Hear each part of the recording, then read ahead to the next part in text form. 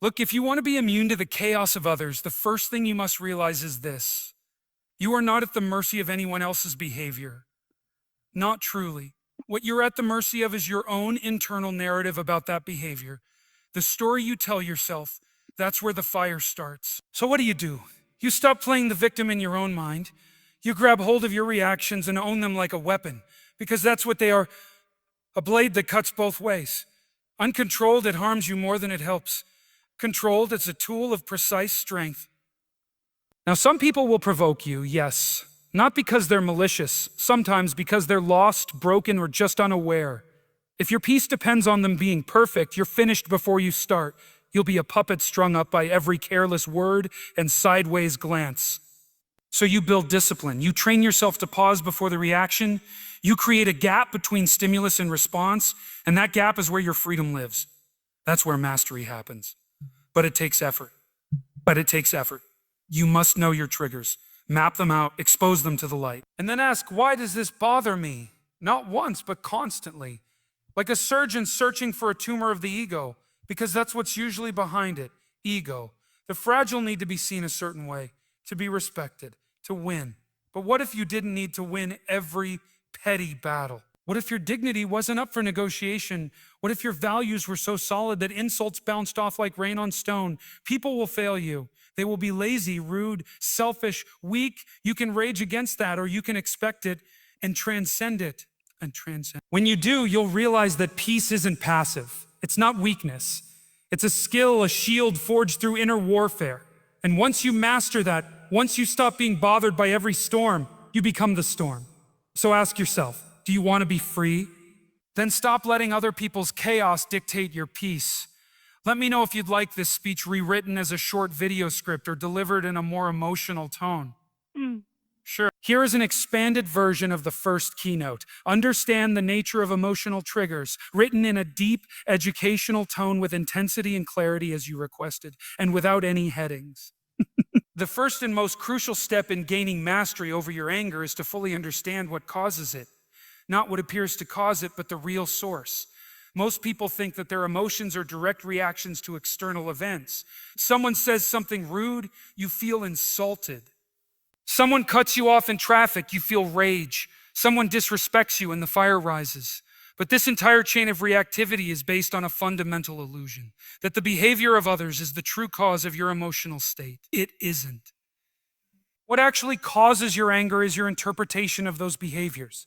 It's the meaning you assign to the event, not the event itself, that lights the fuse.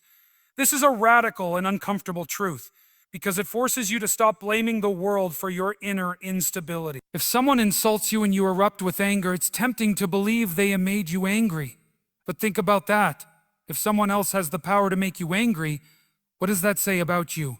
It says your peace is not in your hands. It says you're a puppet being yanked around by whatever stimulus appears in your environment. That's not strength. That's not freedom. That's dependence disguised as righteousness. Anger is not inherently evil, but it's often misused. It's a response wired deep in our biology, designed to protect us, to alert us to a threat. But in a civilized world where most threats are psychological rather than physical, anger becomes less about survival and more about ego. You feel insulted because you think your identity is under attack. You feel disrespected because your sense of worth is fragile. But once you realize that it's you who gives power to those insults, you who decides whether or not to let a comment wound your pride, you take the first step toward liberation. This is where awareness comes in. Awareness is not passivity. It's not detachment from reality, it's precision. It means observing your reactions like a scientist studies data. What was said? How did I feel? Why did I feel that? What belief or assumption was just challenged inside me? Was it my need to feel superior? My fear of being humiliated? My expectation that people must always respect me? As you begin to unpack these layers, something transformative happens. You realize that anger is rarely about the other person. It's about your unmet expectations, your unexamined insecurities, your unhealed wounds. You can't eliminate triggers from the world. There will always be difficult people, unfair situations, and moments that test your patience.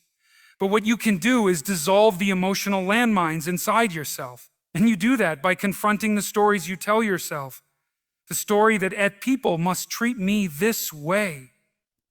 The story that if they talk to me like that, I'm justified in lashing out. These aren't truths, they're constructs. Constructs that you can either remain enslaved to or start dismantling, one belief at a time. As this awareness deepens, you begin to reclaim your autonomy. Yeah. You recognize that anger isn't something that happens to you, it's something that passes through you. If you let it, you don't suppress it, you study it, you don't run from it, you sit with it until it has nothing left to teach you. And when you finally see it clearly, not as a monster to be feared, but as a signal to be interpreted, then and only then do you rise above it. At that point, you're no longer controlled by anger. You use it, you channel it when needed, and release it when not. You stop being reactive and become responsible, responsible, the one who chooses how to act instead of being driven by primitive emotion. And in that space of choice lies your power. That is where true self-control is born. That is the beginning of unshakable peace. Certainly, here is an expanded version of the second keynote, a take full ownership of your reactions written with psychological depth, structure, and intensity, without any headings, just as you requested. One of the most profound shifts a person can make in life is the realization that they are not merely a product of their emotions, but the governor of their responses. Most people walk through the world assuming that their emotions are automatic, inevitable, and uncontrollable. Something happens, they react.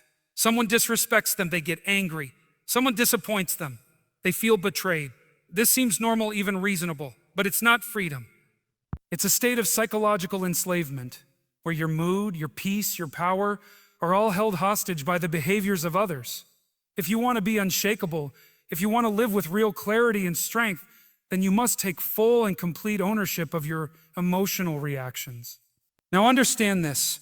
Emotional ownership does not mean denying what you feel. It means owning what you feel.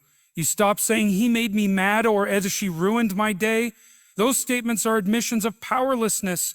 No one can reach inside your nervous system and flip the switch without your permission. Your reaction is your choice, even if that choice is unconscious. So the goal is to make it conscious, to become aware of the space between the event and your response. And that space is your sovereignty. That's where your strength lives.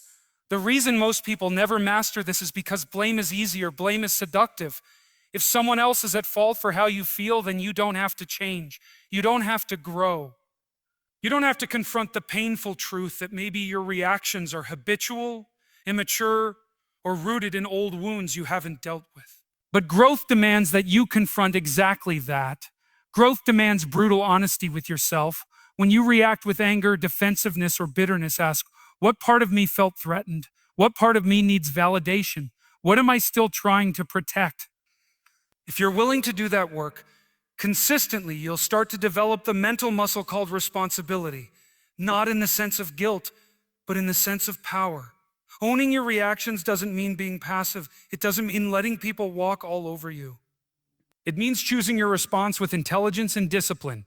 It means not letting your emotions hijack your logic. It means choosing the high ground even when the low road is tempting. And yes, it's hard, very hard. Especially when you're tired, when you feel disrespected, when someone pushes your buttons just right. But that's exactly when it matters most. Discipline is not proven when things are easy, it's proven in the fire. You must begin to see your reactions as habits. And habits can be changed. But only when you stop identifying with them. You are not your anger, you are not your irritation, you are not your reactivity. You are the observer behind them. The one who has the power to pause, breathe, analyze, and respond. The one who chooses action over impulse. If you can cultivate this awareness through reflection, journaling, meditation, or any practice that brings you into the present moment, you will begin to experience a kind of emotional freedom most people never touch. Imagine someone says something offensive to you. Most will react immediately, defending themselves, lashing out, or withdrawing in pain. But someone who takes ownership pauses. They evaluate the intent, they consider the source, they ask themselves, is this worthy of my energy? Is this even about me? Or is it their projection? And more often than not, they realize they don't have to engage. They choose peace not because they're weak, but because they're in control. And that control creates power, quiet, dignified, immovable power. That is the goal. Not to never feel, but to never be ruled. Not to never react, but to always respond with purpose. To take the full weight of your emotional world into your own hands and say, this is mine. No one controls it. No one decides for me. I choose every single time. That is the path to mastery. That is the path to mastery. That is the path to freedom. Certainly, here is the expanded version of the third keynote. Cultivate psychological distance, delivered with a structured educational tone, filled with clarity and intensity, exactly as you requested and without any headings. One of the most vital yet overlooked skills in emotional mastery is the ability to cultivate psychological distance. It is the space between stimulus and response. It is the inner gap between what happens to you and how you choose to deal with it. Most people live without this space. They are entangled in every word, every facial expression, every perceived slight. They react instantly, reflexively, without thought. They don't respond to life. They are dragged through it by their emotions. But once you develop the habit of stepping back internally, even if just for a moment, create room for something far more powerful than instinct, conscious awareness. You need to understand something crucial. Emotions are not reality. They are internal signals shaped by biology, past trauma, belief systems, and momentary perception. Just because you feel something strongly does not mean it is accurate or useful. The ability to take a breath and say, oh, wait, what is this emotion really telling me is the beginning of emotional intelligence. But to do that, you must learn to detach, not in a cold or uncaring way, but in a mature and grounded way. Detachment doesn't mean apathy. It means having enough inner space to choose how you want to relate to a situation rather than being consumed by it. This detachment is psychological distance, and it's a practice, not a personality trait. You create it through self-awareness, reflection, and intentional breathing. When someone triggers you, let's say they insult you or disrespect you, the immediate reaction might be to snap, to defend, to retaliate. That's your primal brain talking. But in that flash of awareness, if you're trained, you pause. You zoom out, you become the observer, not the reactor. You say, interesting. That provokes something in me, but do I have to engage? Do I need to respond right now, or can I wait? And in that pause, you reclaim your authority over yourself. The mind, untrained, is like Velcro for negativity and Teflon for peace. Everything sticks to it, every annoyance, every offense, every inconvenience. But the trained mind develops filters. Not barriers, but filters, systems that let it observe without attachment, feel without drowning, and respond without chaos. You must build those filters. They're not given to you. You earn them through experience, failure, reflection, and repetition. One of the greatest tools for building this distance is reframing. That is, learning to reinterpret what just happened from a broader or more grounded perspective. For example, someone cuts you off in traffic. The untrained mind immediately thinks, what a jerk. He disrespected me. The trained mind pauses and considers other possibilities. And maybe he's rushing to the hospital. Maybe he's just having a bad day. Either way, it's not worth my peace. The event hasn't changed, but your relationship to it has. That's the power of perspective. And perspective is born from distance. You must become a student of your own patterns. When are you most reactive? Around who? In what environments? And what are the narratives that run through your mind in those moments? Study them, because awareness precedes choice, and choice is everything. Without choice, you're reacting. With choice, you're evolving. The moment you can sit with a difficult emotion without needing to act on it is the moment you become more powerful than the emotion itself. Some will hear this and think, but that's unnatural. That's suppressing emotion. No, suppression is when you shove it down and pretend it isn't there. Distance is when you acknowledge it fully, feel it clearly, and still retain the authority to respond in a way that aligns with your principles. It is the highest form of discipline. It is what separates the mature from the immature, the leader from the follower, the free from the reactive. To cultivate psychological distance is to become sovereign over your own inner world. It is not a denial of emotion, but a refusal to be ruled by it. And once you gain even a small degree of mastery over this space, this invisible pause, you will find that very few things in life can truly disturb you, because your peace is no longer chained to what happens outside you. It is built instead on the strength you have developed within. Certainly, here's the expanded version of the fourth keynote. Build a philosophy stronger than your ego, delivered with psychological depth, philosophical clarity, and emotional intensity without using any headings as requested. Quote, if you want to be unshakable in a world that constantly tests your patience, your pride, and your identity, you must build something stronger inside you than your ego. The ego is fragile. It's obsessed with image, with being right, with being respected, with being admired. It craves validation and it fears humiliation.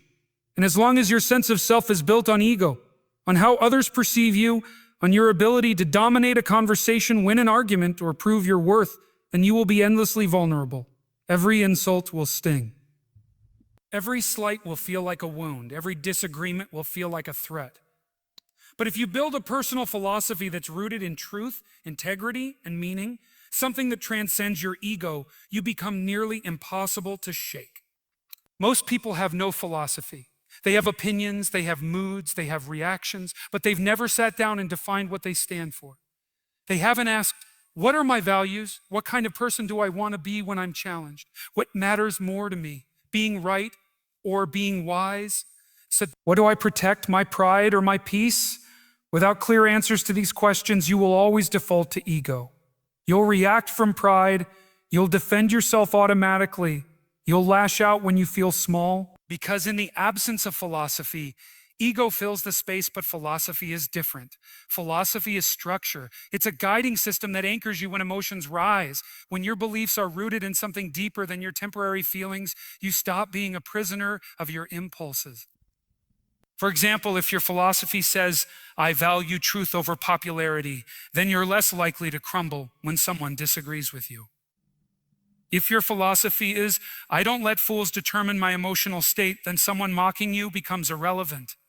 They can speak, but they can't touch what matters, because you've already decided what matters. That's the power of building your inner foundation on principle instead of pride.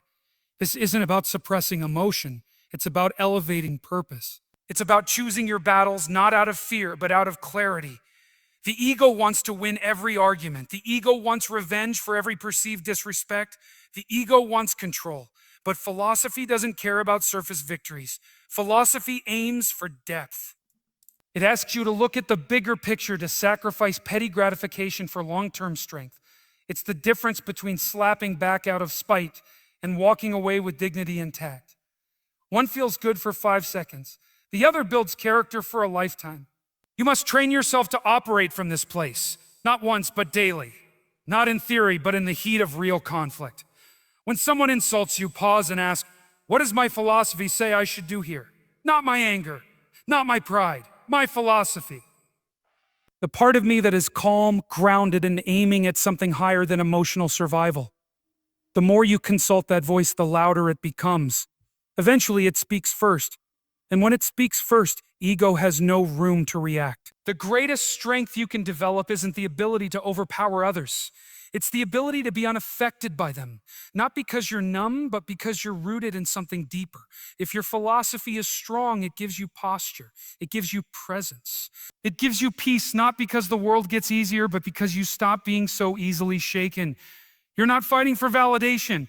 You're living from conviction. You're not trying to prove yourself. You've already decided who you are. This is the work. To shape yourself inwardly until you are no longer owned by ego. To replace reaction with reflection, pride with principle, noise with direction. And once that shift happens, people can say what they want, do what they want, and you'll remain unmoved. Not because you're empty, but because you're full of purpose, full of clarity, full of the kind of strength that doesn't need to shout, doesn't need to win, doesn't need to react. It just is. And that kind of power, that's real. That's rare. And it's built, not given. Absolutely. Here's the expanded version of the 5th keynote. Expect nothing, appreciate everything, written in a sharp, reflective, and educational tone, crafted to challenge the mind and deepen the perspective, without any headings, just as you asked. One of the most liberating mental shifts a person can make is the conscious decision to expect nothing and appreciate everything. Most of the emotional suffering people experience isn't caused by reality itself. It's caused by unmet expectations. You expected someone to respect you, and they didn't. You expected someone to keep their word, and they broke it. You expected things to go a certain way, and they didn't. So you suffer not because of the event, but because of the mental picture you had of how things should have been. Expectations are premeditated resentments. And unless you learn to drop them, or at least become conscious of them, they will keep you perpetually disappointed, frustrated, and emotionally reactive. The problem isn't that people let you down. The problem is that you believed they wouldn't. You assumed others would live by your standards, your logic, your moral compass, that they would think the way you do, value what you value, and treat you how you treat them. But the truth is, they won't. People are different. People are flawed. People are self-interested, distracted, broken, confused, just like you. So if you walk through life expecting fairness, consistency, and constant understanding from others, you're setting yourself up to be offended every single day. And for what? Because you're clinging to an illusion that the world owes you something. It doesn't. The world doesn't owe you kindness. It doesn't owe you loyalty. It doesn't owe you validation. It certainly doesn't owe you comfort. The sooner you accept that, the sooner you'll stop reacting emotionally to every little disturbance in your environment. That doesn't mean you become cynical. It means you become wise. When you expect nothing, you stop being surprised when people act according to their nature. And you start becoming grateful when they act in alignment with yours. Gratitude and expectation cannot coexist. Where there is expectation, there is entitlement. And where there is entitlement, there will always be resentment. But when you drop the script, when you stop demanding that life unfold exactly the way you want, you start seeing reality clearly. You start appreciating what's actually there instead of being angry at what's not. Someone showed up for you? Good. Appreciate it. But don't expect it. Someone spoke kindly to you? Beautiful. Let it warm you. But don't rely on it for your self-worth. The moment you need something from someone to feel okay is the moment you've handed over your emotional stability. This is not about becoming indifferent or shutting people out. It's about becoming free.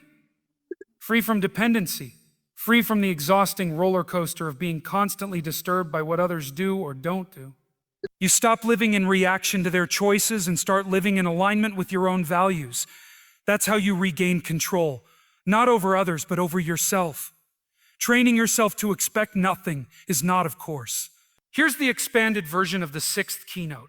Master the art of inner dialogue, written in a calm but commanding tone, clear, introspective, and psychologically grounded. As requested, there are no headings. Your greatest weapon and your greatest weakness lives in the voice inside your head. It's the voice that narrates your life, interprets every moment, and makes sense of every experience. The problem is that most people don't realize they can train that voice. They let it run wild, unexamined, unchecked, and often shaped by fear, insecurity, and old conditioning. If someone criticizes them, that inner voice says you're not good enough. If someone ignores them, it whispers, you're being rejected. If something goes wrong, it screams, you're a failure. And so they suffer, not because of the world, but because of the lens through which they're interpreting the world. That lens is inner dialogue. And it can either be your personal hell or your internal sanctuary. To never be bothered by others, you must become a master of this inner conversation. Because it's not really what people say that hurts you. It's what you say to yourself afterward that does the damage. Someone might insult you once, but your mind replays it 100 times. That's not their voice anymore. That's yours.